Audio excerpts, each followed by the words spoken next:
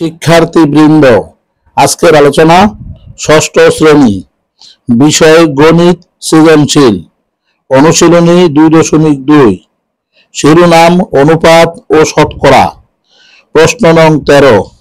উদ্দীপকটি হল কলার দাম 14/7/2% কমে যাওয়ায় 420 টাকায় পূর্বাপেক্ষা 10টি কলা বেশি পাওয়া যায়। তাহলে এই উদ্দীপকের উপর ভিত্তি করে কয়ের প্রশ্নটি হলো, একটি সংখ্যার 14/7/2% সমান 10 হলে সংখ্যাটি নির্ণয় করো। ক্ষয়ের প্রশ্নটি হলো, প্রতি ডজন কলার বর্তমান দাম কত। গয়ের প্রশ্নটি হলো, প্রতি ডজন কলা কত দামে বিক্রয় করলে 33/3/1% লাভ হবে। তাহলে কয়ের সমাধানটি নিম্নরূপ। দেওয়া আছে প্রদত্ত সংখ্যার 7/100% সমান 10। সুতরাং প্রদত্ত সংখ্যার 1% সমান 10 গুণ 7/100।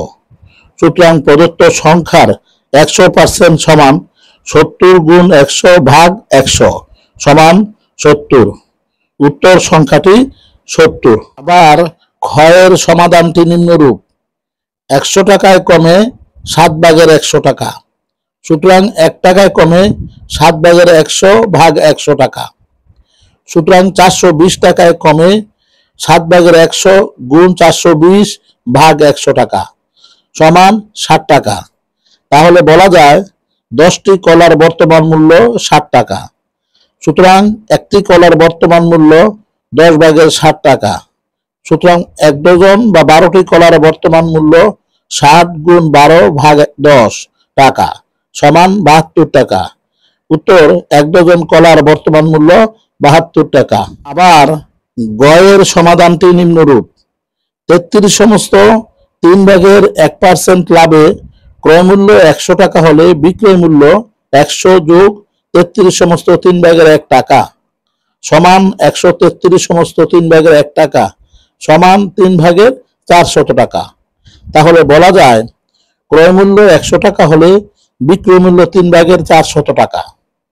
সুতরাং ক্রয় মূল্য 1 টাকা হলে বিক্রয় মূল্য 3/400 ভাগ 100 টাকা। সুতরাং ক্রয় মূল্য 72 টাকা হলে বিক্রয় মূল্য 3/400 গুণ 72 ভাগ 100 টাকা সমান 96 টাকা। উত্তর 96 টাকা। ধন্যবাদ সকলকে।